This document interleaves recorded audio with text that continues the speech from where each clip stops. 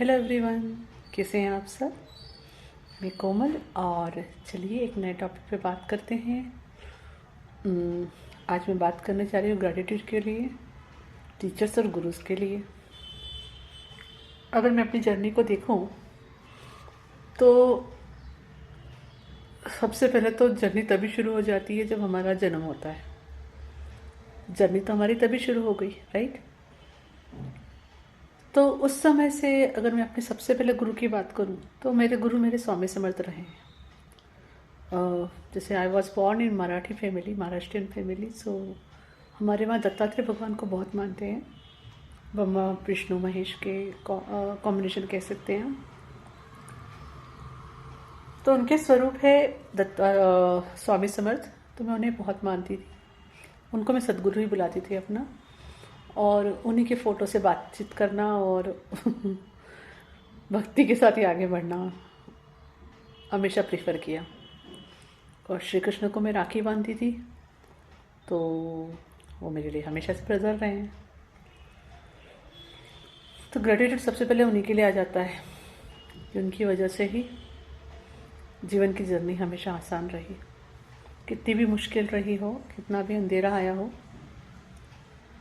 कहते हैं ना, कितना भी बड़ा अंधेरा हो, कितनी भी डार्कनेस हो, एक छोटी सी लाइट, एक छोटी सी किरण उजाले की काफ़ी होती है उस अंधकार को ख़त्म करने के लिए। वही काम होता है हमेशा भक्ति का। तो सबसे पहले तो उन्हीं को ग्रेटिट्यूड।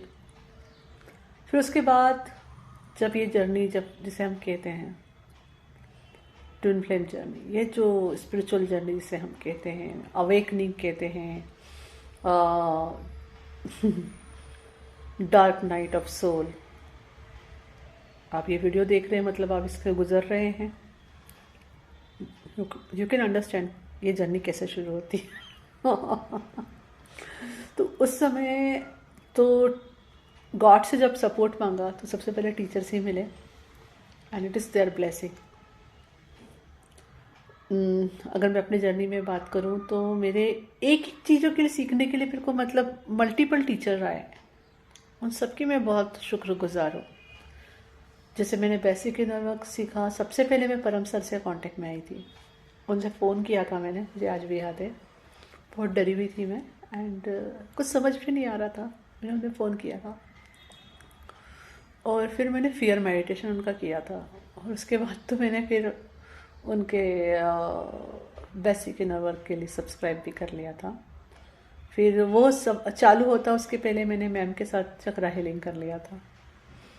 उनसे एक एंजल कार्ड रीडिंग भी ली थी पर्सनल, अभी भी याद है मुझे। बहुत मोटिवेशनल थी वो, इट वॉज वंडरफुल। फिर उनसे तो काफ़ी कुछ सीखा है, जैसे रितु मैम से भी, सर से भी। फिर उनसे life coaching, twin flame coaching, basic inner work, advance inner work, और वी मैम का एक मैनिफेस्टेशन का एक कोर्स आया था वो। तो काफ़ी अच्छा रहा उनके साथ। और पैरेलली फिर मैं अपने दूसरे टीचर से भी मिलती रही। मैंने कभी कहीं पे भी ना लिमिट नहीं डाली खुद को, मैं हमेशा ओपन रही। जैसे रेकी सीखने के लिए मेरे काफ़ी सारे टीचर्स आए।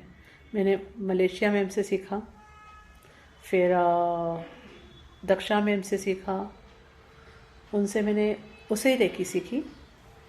और जब आगे बढ़ी और तो फिर मैंने अपर्णा मैम से एंजल थेरेपी का सिर्फ खुद के लिए जो होती है वो सीखी थी। फिर दक्षा मैम से एडवांस एंजल थेरेपी सीखा था।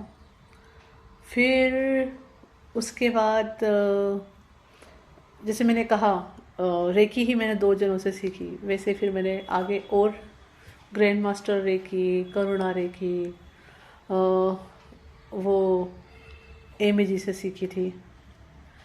फिर उसके बाद कुंडलिनी रेकी, उनका क्या नाम था, बेरार्डिनो, उनसे सीखी थी। फिर चलता ही रहा।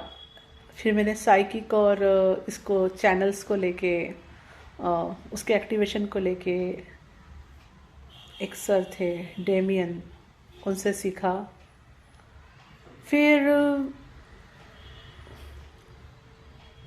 दक्षा जी से आकाशिक रिकॉर्ड एक्सेस कैसे करते हैं वो सीखा।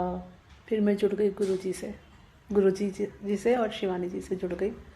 फिर वहाँ मैंने एक कुंडलिनी का हमारा जो मेन कोर्स था, क्रिया कुंडलिनी का टीचरशिप ट्रेनिंग लेवल 1 वो कंप्लीट किया, शाश्वत कंप्लीट किया। फिर उसके बाद वहाँ से फिर टर्न, और फिर मैं जुड़ गई जयफिन शलिया जी से। उनकी बुक पढ़ी। उनकी बुक मैंने खैर स्टार्टिंग में भी पढ़ी थी, पर 2 साल के बाद फिर से पढ़ी तो मेरे को उसका मीनिंग ही अलग समझ में आया। पहले मैंने बहुत डर के पढ़ी थी, अब जब पढ़ती हूँ तो उसका मीनिंग अलग आता है, क्योंकि अब वो डर कम हो चुका है और वो पढ़ने से और भी डर कम हो गया। फिर मैंने उनका भी एक कोर्स है वो सब्सक्राइब किया, वो कर रही हूँ। उसके अलावा पैरेलली मेरी हीलिंग ली थी मैंने। हीलिंग मेरे गुरुजी से भी ली है, उनसे मतलब पूरी हीलिंग एंड कोचिंग जिसे कहते हैं वो गुरुजी से पर्सनल ली है मैंने। रंजुला जी से ली है, सोनिया जी से, अमृता जी से, सोनाली जी से, और मधु जी और आयशा जी, इन सब से ली है। फ़िलहाल तो मेरी मेन जो चली वो बहुत वंडरफुल हीलिंग हुई थी। गुरुजी की मुझे बहुत अच्छे से याद है, क्योंकि उनके तो सेशन ही ज़बरदस्त रहते थे। फिर अभी आरशिया जी, रंजुला जी, सभी का मतलब, और फिलहाल मधु जी के साथ और आरशिया जी के साथ चल रहा है मेरा।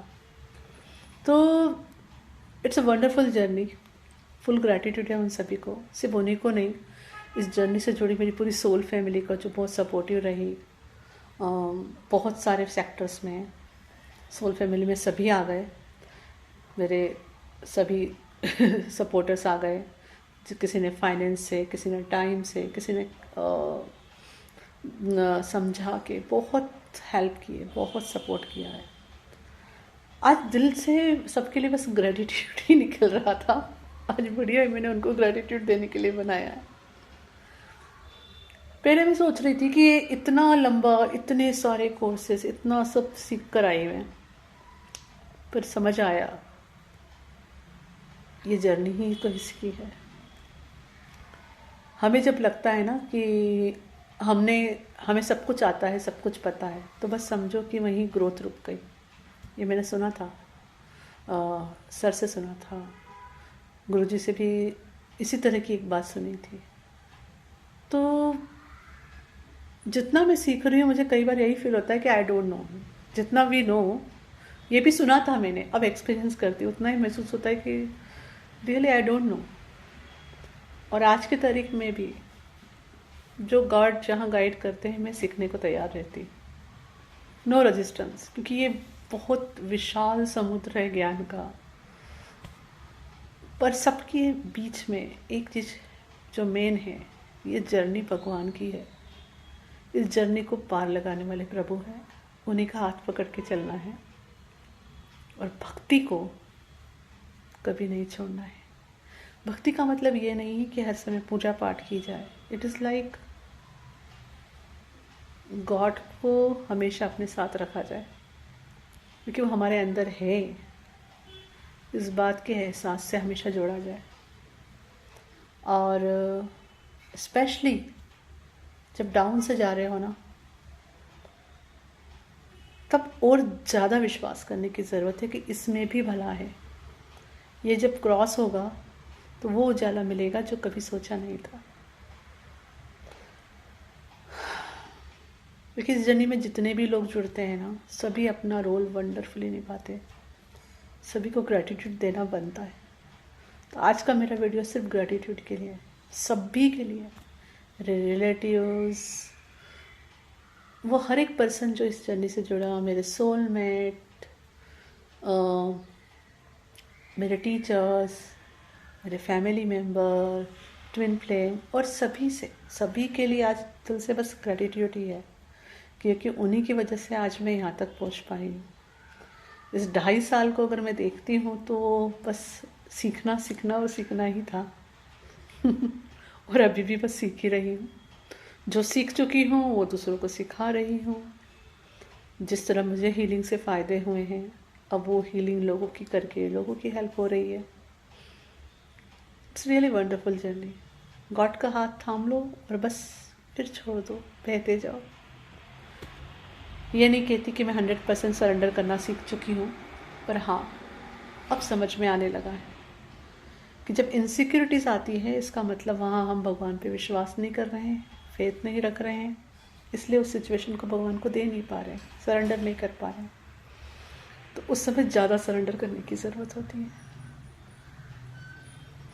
उस समय आप इस तरह के प्रोग्रेस याद करके फुल ग्रेटिट्यूड देके अपने उस फेथ को और मजबूत कर सकते हैं। चलिए, आज के लिए इतना ही। Thank you.